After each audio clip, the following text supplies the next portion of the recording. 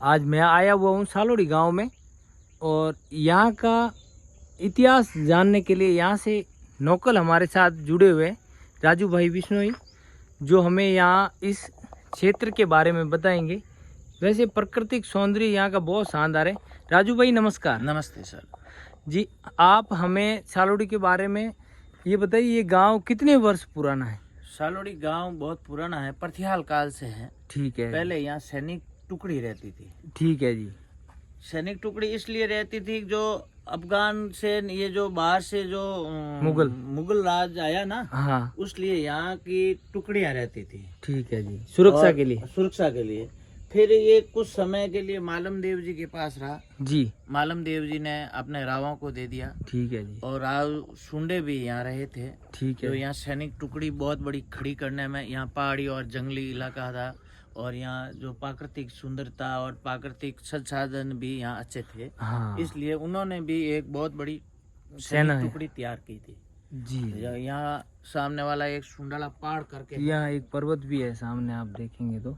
और यहाँ जहाँ प्रतिहाल काल के जैसे ये छतरी है आपको वहाँ मिल जाएगी। ये छतरी, हाँ बिल्कुल। वहाँ एक वो जो है उनके महापुरुषों का स्तंभ वगैरह मिल जाएंगे, बना हुआ है बिल्कुल। वहाँ एक पिपले तालाब है, वहाँ 8-10 वहाँ स्तंभ है, वहाँ 11वीं शताब्दी के आपको मिल जाएंगे। वो सारी चीजें आंकी हुई है जी। हमने जो इतिहासकार है उनको भी ला के बताया है जी। अब उन इतिहासकारों ने माननीय गजविंदर सिंह जी को, शेखव साहब को एक एप्लीकेशन दी है जी। शेखव साहब जी ने मुख्यमंत्री जी को दी है। अब ये पुराना इतिहास है जी है, पर ये जो 11 और 12 सदी का जो सेटलमेंट हुआ, हाँ, तो उस जमाने के अंदर पटवारी गिनो, किसी ने गिनो, ये जो रिकॉर्ड में दर्ज नहीं कराया। हाँ। तो ये अभी ये जो जगह है, हाँ, इन जगह को रिकॉर्ड में दर्ज कराने के लिए माननीय गजविंदर सिंह जी ने भी मुख्यमंत्री जी को कहा है जी। और मुख्यमंत्री जी से हमारी आशा है हाँ, कि हमारा जो यहाँ जो घंटियाला काल, प्रतिहाल काल की जो भाई यहाँ ओसिया से लगातार हजारों महापुरुष योद्धों की जो मूर्तियां हैं, उनकी छतरियां हैं जी, उनकी रख रखाव उनकी वजह से ही अपनी भारतीय संस्कृति बची है। बिल्कुल सर। तो मेरा मानना ये है कि भाई इस प्रकार की जो है उनको आप रख रखाव के लिए इनकी जो हकी जगह है, हाँ, ये भी जगह आप रिकॉर्ड के अंदर दर्ज कराओ।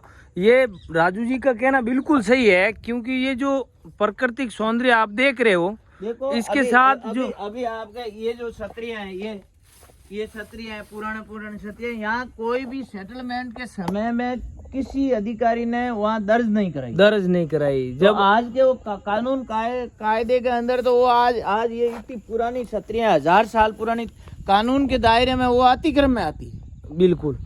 अच्छा। देश कानून से चलता है, देश सिस्टम से चलता है। बिल्कुल। तो इस बात को मैं माननीय मंत्री महोदय जी को बहुत बहुत धन्यवाद देता हूं और मैं मुख्यमंत्री जी से आशा करता हूं कि ये जो यहाँ का जो यहाँ क्या पूरे राजस्थान में मिलेंगे आपको। राजस्थान तो पूरे योद्धों से भरा हुआ है। बिल्कुल। अभी कुछ लोग हैं, इनके कुछ निजी स्वार्थ के लिए इनको दूसरे तरीके से काम लेते हैं। बिल्कुल, वो भी गलत है। जब भारत और पाकिस्तान अलग अलग हुए जी, और जब भारत में सरकार बनी, भारत सरकार जी, तब से जो ये घंटियाला गांव का ये चामुंडा, ये सालोड़ी, नहीं, वो उससे ये देश तो आजाद हुआ है इसमें 60-70 साल हुआ। हाँ। पर ये जो है जब इस सऊदी अरब के अंदर इस्लाम की स्थापना हुई जी, और प्रतिहाल काल है वो 7वीं शताब्दी से चालू है जी। उस जमाने के अंदर क्षत्रिय वंश यानी राजपूतों में बहुत कड़क नियम बना दिए थे जी, कि क्षत्रिय वंश लड़के मरे, अगर वो योद्धा लड़के नहीं मरता तो अपने आप में मैं नहीं समझता था। सही है। एंड उनके जो योद्धा जो भी कहीं भी शहीद होते थे, जिनकी ये इस प्रकार लगाते थे। सही है। तो उस जमाने के अंदर कहीं भी जो उन क्षत्रिय वंश की जो पालना नहीं होती, उनके नियम कड़क थे, तो वो कोई दूसरी जैसे जाट बन गए, ऐसे कई भी प्रकार की दूसरी जातों में कन्वर्ट भी हुए। सही है। एंड उस जमाने में ये बहुत लड़ाई लड़ा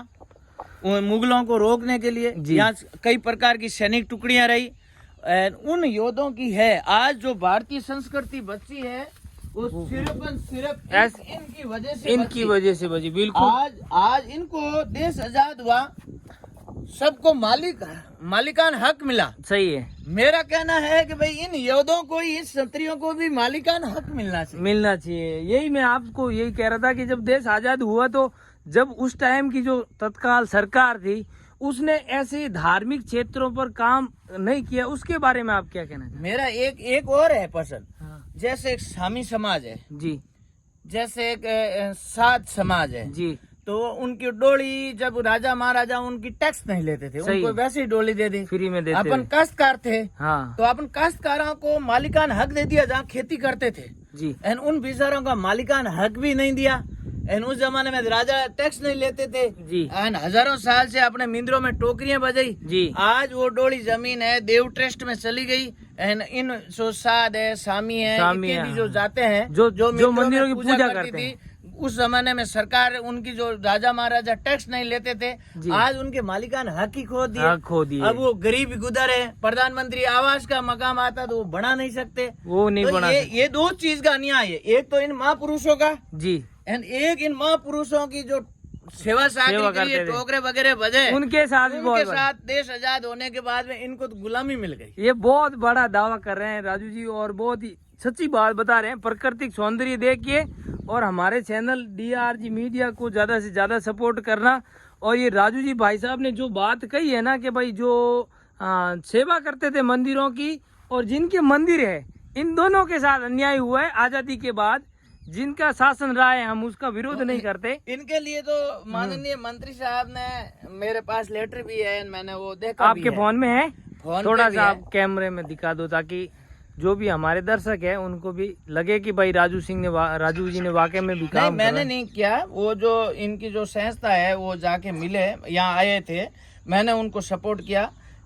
उन लोगों ने आपके वीडियो बनाने के बाद ही ये हुआ होगा? नहीं, वीडियो बनाए वो आए थे। हाँ, ये है, ये देखिए तत्काल पूर्व से काम भी हुआ है। ये है, ठीक है। अब की सरकार देखो अभी ये जो देखो ये देखिए, ठीक है। ये जो आया ये देखो, ठीक है, इस प्रकार ये आए, ठीक है। ये मूर्तियां हैं बिल्कुल। ये माननीय मुख्यमंत्री जी को मंत्री जी ने लिखा है। मैं इसके लिए बहुत बहुत मंत्री जी को बहुत बहुत धन्यवाद देता हूँ। और एक ये संत पीछे रह गए, संत और स्वामी, इनको भी ना तो प्रधानमंत्री, ये वैसे भी अभी गरीब है। हाँ। ना प्रधानमंत्री का आवास का मकाम ले सकते, ना टाका का कोई ले सकते। एंड अभी तो अपन भी उनको जो लाटा बाटे के पैसे अब वो भी अपन देते नहीं। पहले तो इनके साथ बहुत बड़ा अन्याय हो रहा है। एंड ये बहुत कम होने की वजह से आज लोकतंत्र के अंदर तो ज्यादा होते हैं, उनकी आवाज सुनी जाती। इनकी आवाज कौन सुने? अभी इन योद्धों की आवाज कौन सुने? हाँ, इनकी भी कोई नहीं। इनके वजह से तो आप आज हमारी भारतीय संस्कृति जिंदी है। जी। अगर ये उन जमाने में लड़े थे, इन्होंने कितनी बड़ी कठिनाइयों के अंदर लड़े थे। उस जमाने के अंदर महादेव जी को ये मानते थे। हाँ। ठीक है, तो उस जमाने के अंदर इतनी भाई अगर माचे के अंदर मरते तो उनको ऐसे प्रकार के मरना नहीं होता था। वो हाँ। कैसे भी युद्ध के भूमि में युद्ध का अगर नेता आता तो वो अपने आप में कितनी खुशी समझते थे।